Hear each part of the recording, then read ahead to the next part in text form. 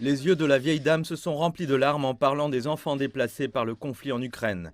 Elle vient de faire don de pinceaux et de papeterie aux enfants. Je suis désolée pour les enfants.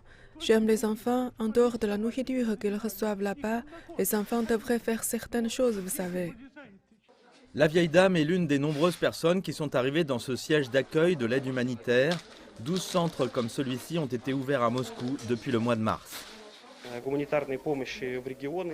À ce jour, plus de 300 000 unités de biens divers, plus de 44 tonnes de nourriture, 10 000 litres d'eau ont été rassemblés et sont en cours de distribution selon les demandes de la Croix-Rouge russe par région. Vendredi, l'Agence des Nations Unies pour les réfugiés a estimé que plus d'1,2 million de personnes avaient fui l'Ukraine depuis le début des combats. Ce chiffre est en augmentation. La principale raison pour laquelle les gens sont dans la panique, pour laquelle ils prennent la décision de fuir, c'est qu'il y a une incertitude totale.